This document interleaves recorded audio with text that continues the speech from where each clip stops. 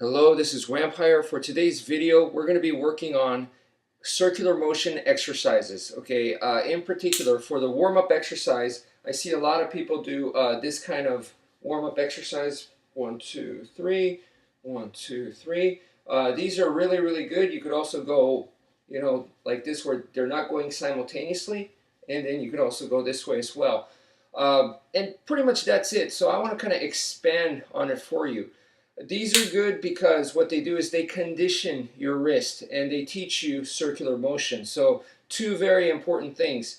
When you're first starting off though, you might find that your wrist isn't able to keep up with it, and that's perfectly normal. It depends on the person, of course, but for me, like, I had a really, really tough time with it, and it took years until my wrist got stronger.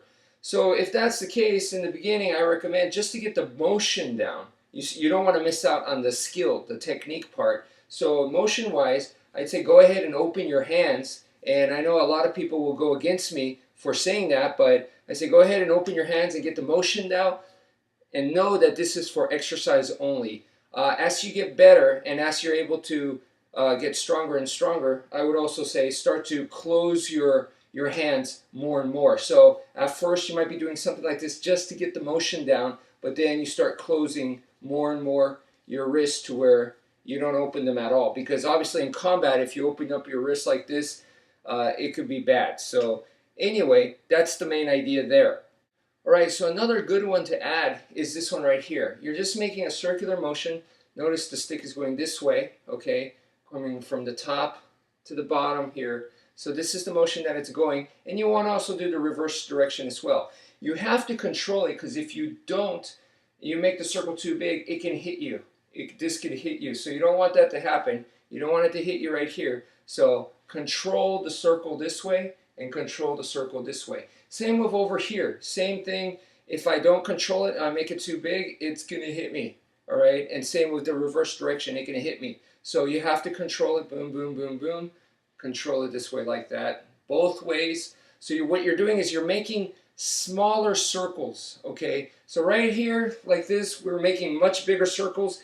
Now we're making them a lot more controlled and smaller. So start making your circles smaller and smaller and smaller, and see, how fast can you go, how small can you make it, and you want to do it from all different angles. So it's not just over here where it's nice and safe, but you want to be able to do it from here as well. Boom, boom, boom, boom, boom, boom, boom, boom, right here. All this, because this is where your opponent's going to be, right in front of you sometimes. So you want to be able to do all your circles that way.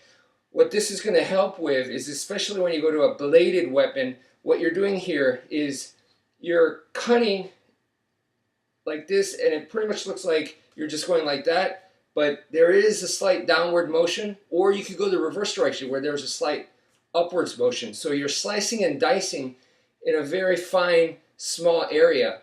And when you add this to your normal stick movements, your normal angles of attack like this, and then from here, boom, boom, you're stabbing, you're slashing, and then you can add that right there. So go back, boom, boom, and there it is. Come back, boom, boom, boom, come back, back.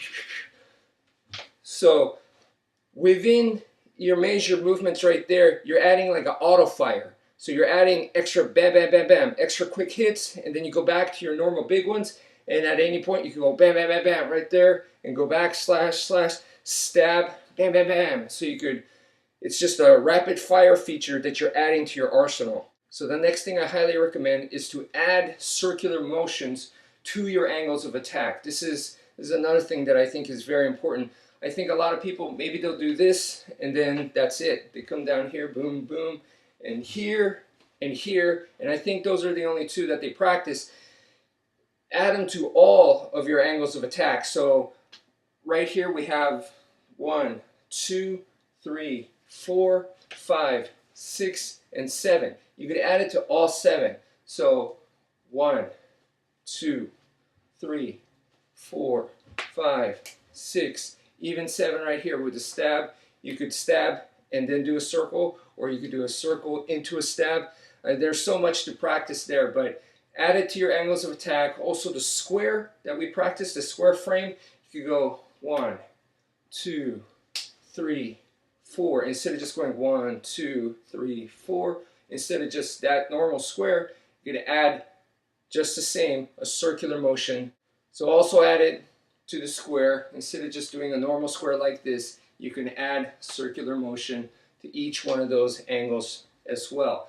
So please be sure to practice that. Personally, I found it very, very valuable, and especially transitioning to the blade, that's where it starts to shine, folks. So, all right, another thing to consider is when you're making your slashes, whether it's this one or this one, whatever angle of attack that you're following, when you're doing it and you add your circular motion, keep in mind, are you making a circular motion at the beginning of the attack, or at the middle, or at the end?